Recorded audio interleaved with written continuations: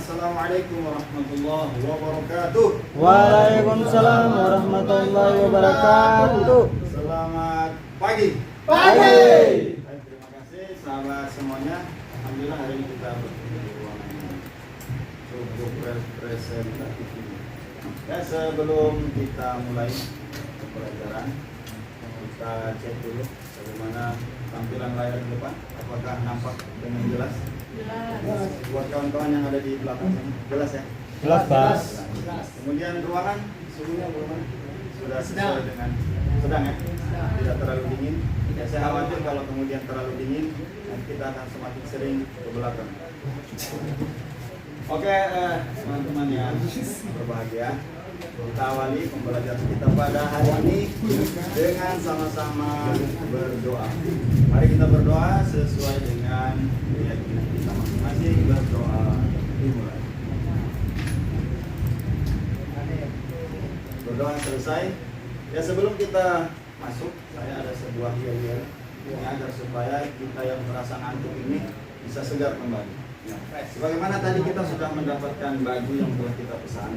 Ya, bajunya itu Pak Instruktur, saya melihat judulnya itu adalah Tik B. Ya.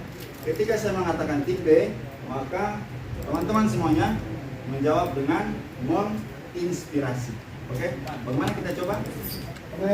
Paham ya? Paham. Ya, ketika saya katakan Tik B, Menginspirasi. tangannya seperti ini, menginspirasi. Oke, dengan mimik. Tik B, Menginspirasi. Oke, terima kasih. Ya, mudah-mudahan yel-yel itu menjadikan kita sebagai orang yang terus memberikan inspirasi terhadap banyak orang. Ya, sebelum kita mulai, izinkan saya untuk memperkenalkan diri. Bagaimana pepatah mengatakan tak kenal maka tak sayang. Ya. Sini adalah saya, Tauhid, dari BRK Yayasan Pondok Pesantren Muhammad Barik Papua Barat. Jabatan sebagai instruktur, kemudian nomor WA, kemudian media sosial saya. Jika ada yang perlu disampaikan, bisa langsung hubungi saya. Sebelum kita mulai, saya ingin mengecek absen. Kira-kira siapa yang masuk dan siapa yang tidak. Kalau mau saya lihat teman-teman yang ada ini kursinya penuh semua nih, bahkan lebih satu. Jadi kita cek dulu ya, kira-kira siapa. Dedi, ada Dedi? Hadir. Hadir ya. Aziza, ada Aziza? Ya, ini Pak Andi? Hadir. Kemudian saya lihat ada nama baru ini, namanya Ibu Cynthia. Kayaknya ini pernikahan ya. Ya. Selamat datang bergabung di kelas yang menginspirasi ini, Bu. Mudah-mudahan ini juga terkenal ya, menginspirasi kepada banyak. Oke, terima kasih. Improv dari mana, Bro? Waktunya untuk hadir. Sebelum kita mulai, ada hal yang perlu kita perhatikan dalam proses pembelajaran, yakni seperti induction. Kira-kira begitu bacanya. Ya, ketika terjadi sesuatu, maka jalur evakuasi terlihat di dinding yang telah tertera di bangunan ini. Kemudian hati-hati dengan senapan listrik karena memang kita berada di ruangan yang penuh dengan kabel dan colokan. Kemudian titik kumpul kita, jadi berada di samping kulit ya, kantong kulit. Kemudian alat pemadam kebakaran ketika terjadi hal atau percikan api yang menyebabkan kebakaran. Tersedia di koridor sebelah kiri, di sebelah tempat duduk yang panjang. Ya, kemudian hal-hal yang perlu kita perhatikan juga di dalam proses pembelajaran agar apa yang kemudian saya sampaikan itu dapat diterima dengan baik oleh Bapak Ibu sekalian. Yang pertama adalah ini hal yang harus kita sepakati dulu. Yang pertama, tidak boleh untuk menghisap rokok di dalam ruangan. Sebagaimana yang ada di dalam kemasan, ya, gambar itu juga membahayakan buat Bapak Ibu sekalian. Kemudian yang kedua, ada keterangan dilarang untuk makan dan minum di dalam ruangan. Sehingga yang dimakan, diminum dipastikan tidak membahayakan semua alat elektronik yang ada di hadapan Bapak Ibu sekalian. Yang ketiga, dilarang untuk saling gosip, saling berbicara. Ya, perhatikan kabel yang ada di bawah kita. Oke, kita lanjutkan, kita biarkan saja. Macam mana pun dah. Kemudian handphone tolong di silent. Jangan dimatikan karena saya yakin Bapak Ibu sekalian ada urusan yang ketika darurat harus dihubungi. Kemudian materi pembelajaran kita pada hari ini sudah saya bagikan di grup WhatsApp yang baru kita buat. Ya, nanti bisa diunduh dan digunakan oleh Bapak Ibu sekalian. Oke, kita lanjut. Ya, di sini ada terdapat dua buah gambar. Yang pertama adalah gambar ini, gambar pertama. Ini adalah gambar kedua. Kira-kira ini gambar apa Bapak-bapak? Sketsa, Pak. Ya, sketsa. Kemudian yang kedua? Desain. Gambar kedua, desain. Ya. Pembahasan kita pada hari ini adalah terkait sketsa ataupun desain brief dalam konteks desain grafis, kemudian akan menjadi sebuah desain yang sempurna. Oke, kita lanjut.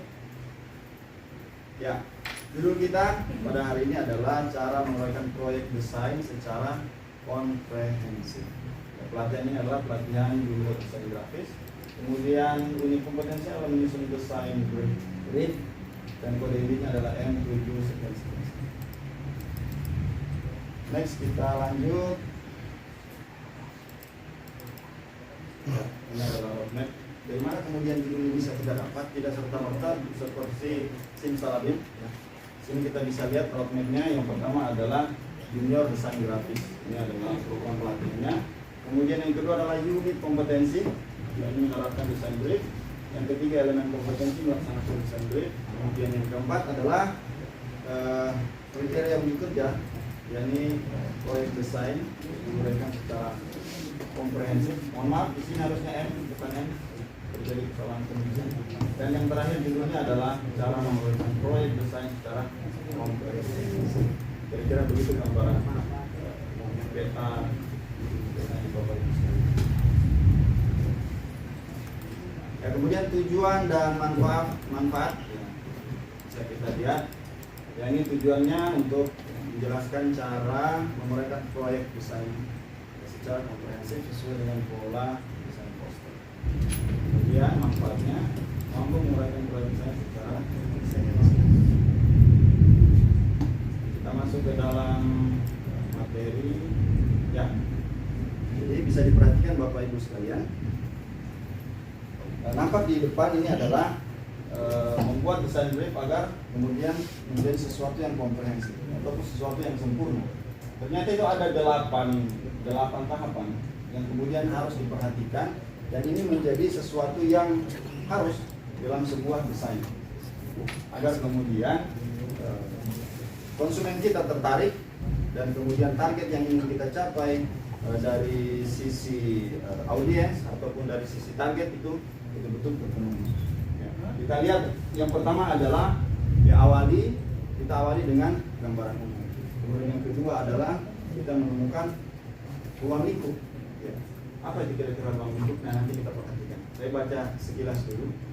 Kemudian kita memilih sasaran ataupun audiens yang akan menjadi target desain kita. Kemudian yang keempat, kita pahami bahwa di dalam dunia bisnis terutama itu ada namanya kompetisi. Ya, jangankan dalam dunia bisnis, dalam dunia perasaan saja di situ ada namanya kompetisi. Ya, siapa cepat dia dapat. Sebelum jatuh kuning melengkung itu masih milik sesama, milik orang tuanya. Ya, yang kelima adalah kita atur target yang lebih spesifik. Kemudian yang keenam kita mengatur waktunya. Kira-kira membutuhkan waktu berapa lama durasinya. Kemudian kita hitung budgetnya, ya sebagaimana pepatah Arab mengatakan mampus, tidak ada uang, mampus. Dan jadi budget ini tergantung daripada sebuah desain agar desain itu menjadi komprehensif. Dan yang terakhir kita simpulkan dalam sebuah desain proyek desain. Oke, kita lihat. Nah, ini kita awali dengan gambaran umum. Artinya apa? Kita mulai dengan masukkan informasi ataupun kata kunci yang menjadi bahan dasar daripada sebuah desain itu. Ya, seperti misalnya ini perusahaan, klien kita ini bergerak di bidang apa? Apakah dia sebagai konsultan konstruksi, apakah dia desain grafis, apakah dia percetakan, makan dan lain sebagainya. Ataupun tempat pelatihan ya seperti yang Bapak Ibu sekalian lakukan pada saat ini. Ya. Kemudian yang kedua, ya ini tentukan ruang lingkup. Apa yang kemudian dimaksud dengan menentukan ruang lingkup itu, Bapak Ibu sekalian? Ya, setelah kita merangkum intisar dalam brief, ya, maka waktunya untuk kita membahas ruang lingkup proyek. Ya, setiap proyek kemudian itu pasti akan berbeda-beda. Apakah kemudian dia membutuhkan logo baru? Ya, misalnya ada klien datang, dia membutuhkan logo. Saya membuat logo yang baru lah. Tolong desainkan seperti dengan logo Big Bay. Ya. Ya walaupun agak kurang dua titik di atasnya, kita tambahkan sedikit. Kita adalah ruang lingkup yang kemudian harus kita masukkan di dalam desain. Kemudian yang ketiga, kita memilih sasaran audiens. Siapa kemudian yang menjadi target kita? Apakah dia seorang masyarakat umum? Apakah dia kemudian seorang pelajar? Apakah dia kemudian seorang anak muda yang memiliki kemampuan dan kemauan untuk meningkatkan kapasitasnya dalam dunia desain grafis? Maka kita akan menentukan situ. Ya, ini menjadi penting. Kemudian yang keempat, kita pahami kompetisi. Ya. Saya sampaikan bahwa di dalam dunia ini semuanya itu memerlukan dan perlu dengan yang namanya kompetisi. Bahkan di dalam dunia sepak bola, dalam pertarungan Piala Dunia ada namanya kompetisi. Kenapa? Sehingga terlihat menarik. Kalau tidak ada kompetisi, hidup ini hambar, Pak. Tidak ada apa-apa. Tidak ada yang berkesan. Sehingga harus ada yang namanya kompetisi. Tetapi kita pahami dulu kompetisi kita, ya. Sehingga betul-betul ya, skenario kemudian pengembangan produk ini apakah benar-benar bisa kita jalankan. Seperti itu. Sampai di sini ada pertanyaan? Sebelum kita lanjut, Pak, atau lanjut Pak? Jelas ya? Oke, nah kita lanjut yang kelima, target. Kita atur target yang lebih spesifik lagi. Tips kemudian membuat desain brief adalah ya target yang lebih spesifik.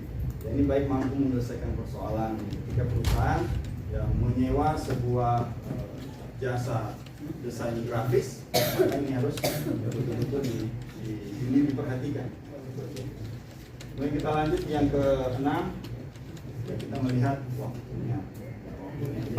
Apakah sehari, 2 hari, 3 hari, atau bahkan memakan waktu sampai 2 pekan. Ini terkadang ya tergantung kepada desain.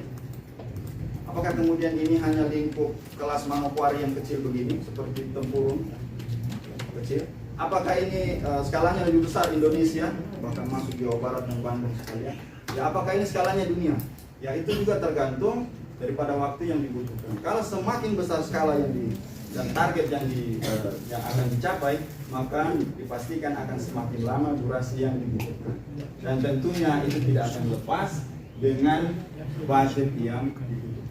Kita lihat sebuah tayangan iklan misalnya, tayangan sampo, tayangan apa yang hanya sepersekian detik. Ternyata setelah kemarin kita cross check dan kita pelajari, ketika kita belajar Blender, ya, aplikasi Blender, itu membutuhkan biaya kurang lebih 200 juta sampai 300 juta. Hanya sepersekian detik, tidak sampai 1 menit. Ya. Kenapa? Karena memang targetnya adalah skalanya Indonesia. Sangat besar. Kalau kemudian pelatihan kita hanya targetnya sekelas Bandung, ya paling didesain cukup 1 hari, 1 jam. Ya. Seperti itu kira-kira Bapak.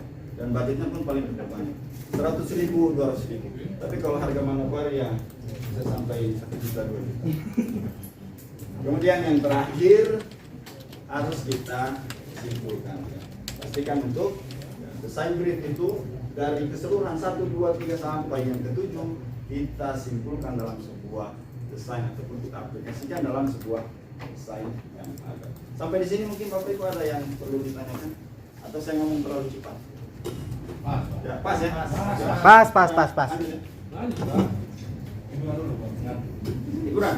Ya, nanti setahun Pak ya. Soalnya saya tentu oleh kesimpulannya, membuat desain brief pada sebuah desain grafis adalah sebuah keharusan. Karena sebab yang membantu para desainer untuk memenuhi kebutuhan dan harapan klien. Jadi klien akan merasa puas dengan desain kita dan kita pastikan bahwa jasa kita akan dibutuhkan oleh banyak orang. Dan kita yakin ya kita akan dipromosikan ke tingkat yang lebih besar. Nah, sampai sini masih ada pertanyaan? Apakah ada? Pak? Tidak ada? Lanjutlah. Oh, kita lanjut saja. Berarti ini paham semua luar biasa ini Bapak Ibu sekalian dalam menerima materi. Kita hapus dulu. Biar kita lanjut. Ya. Kemudian dalam ya karena Bapak Ibu semua tadi sudah bertanya, maka giliran saya untuk bertanya. Sampai di mana, sejauh mana pemahaman Bapak Ibu sekalian terhadap materi yang tadi saya sampaikan. Pertama, uraikan tahapan desain brief agar komprehensif. Ya, ada yang bisa? Silakan angkat tangan, Pak. Oh ya, abang yang paling ganteng di belakang. Silakan, Pak. Uraiannya yaitu gambaran umum, kemudian ruang lingkup, Ya. sasaran, memahami kompetensi perusahaan-perusahaan yang ingin membuat logo atau desain, aturan target, kemudian proses pengerjaan, budget dan keseluruhan. Luar biasa. Oke, kita berikan aplaus dulu buat Pak Anjir ya. Dan ini adalah salah satu murid ataupun peserta saya yang paling pintar di kelas. Oke, mungkin ada Bapak Ibu sekalian yang ingin menambahkan? Ya. Kalau tidak ada, ya betul. Apa yang kemudian disampaikan oleh Pak Aziz tadi ya, sangat benar ya, bahwa tahapan desain brief itu ada 8. Bagaimana tadi? Pertama, kita harus menentukan target, kemudian ruang lingkup, kemudian terkait dengan budget dan audiens kita, dan yang terakhir adalah kesimpulan dari sebuah desain brief itu sendiri. Kemudian pertanyaan yang kedua, apakah tahapan terakhir dalam membuat desain brief agar komprehensif? Tahapan yang terakhir apa? Ada yang tahu Bapak Ibu sekalian? Ya silakan Pak Jaya. Ini peserta berasal dari Afrika Selatan. Membuat kesimpulan dari desain brief yang telah disetujui antara klien dan desainer. Oke, terima kasih atas jawabannya Pak. Ada lagi mungkin Bapak Ibu yang ingin menambahkan? Tidak ada? Ya, betul sekali apa yang kemudian disampaikan oleh Pak Jaya, bahwa tahapan terakhir dalam membuat desain brief agar komprehensif, yakni kita menyimpulkan apa yang menjadi keinginan klien, kemudian kita aplikasikan di dalam sebuah desain. Nah, terima kasih Pak Jaya dan Pak Aziz yang telah membantu saya untuk menjawab pertanyaan ini. Sama-sama Pak. Ya, kita lanjut.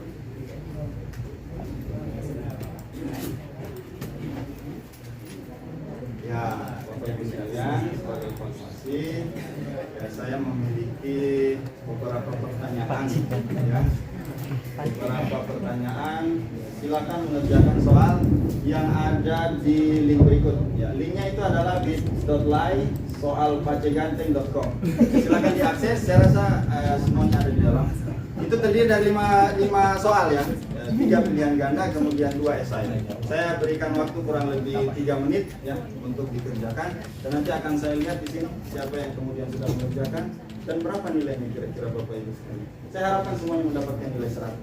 Oke, kita mulai pengerjaan mulai dari sekarang. Tentukan pilihan Anda. Oke, silakan Bapak Ibu diakses. Berapa Faris sudah? Bisa dia. Oh, sedikit lagi. Saya sudah kirim Pak.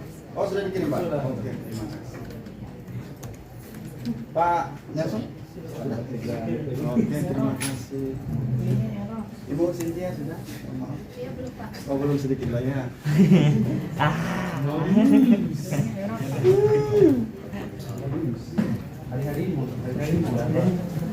Oke, saya lihat di sini sudah ada 20 peserta yang telah mengirim. Tinggal satu lagi, kita tunggu ya. Oke, baik, terima kasih. Peserta terakhir telah mengirimkan hasil pekerjaannya dan luar biasa. Nilainya bagus-bagus Pak. Nanti akan kita cek. Nanti akan saya bagikan di grup supaya kita melihat hasil dari kita. Ngopi bang, ngopi. Kemudian ada PR ya, supaya kemudian materi ini menjadi semakin lengket, semakin melekat, semakin kita kuasai Bapak Ibu sekalian, ya kita bawa pulang ya, sebagai ajan kita untuk implementasi. Jadi tugasnya buatlah rangkuman dan berisi sumber mengenai uraian pembuatan desain brief dalam sebuah proyek poster, ya, dalam sebuah proyek poster. Kemudian tugas dibuat dalam soft copy, dikumpulkan pada pertemuan berikutnya tanggal 18 November 2022. Anggap saja ini tanggal 17 November. Oke Bapak Ibu sekalian, tugasnya jelas? Jelas. Jelas? Oke. Kalau begitu ya silakan nanti pulang dikerjakan. Oke, thank you kawan. Terima kasih atas pertemuan kita hari ini. Mudah-mudahan apa yang kita pelajari bisa membuat dan menjadi inspirasi buat kita semua. Sebagaimana yel kita tadi, kita ulang lagi. Tik B, Inspirasi. kita ulang tik B, Menginspirasi. Oke. Sekian dari saya, kita akhiri pembelajaran kita. Semua hal-hal yang perlu kita bersihkan, kita bersihkan. Menggunakan perangkat yang ada di lab, tolong dimatikan. Dan tentunya tidak lupa kita akhiri pertemuan kita sama-sama berdoa menurut kepercayaan kita masing-masing. Berdoa mulai. Baik, berdoa selesai. Saya akhiri. Terima kasih banyak atas atensi Bapak Ibu sekalian dengan ucapan Assalamualaikum warahmatullahi wabarakatuh. Waalaikumsalam warahmatullahi wabarakatuh.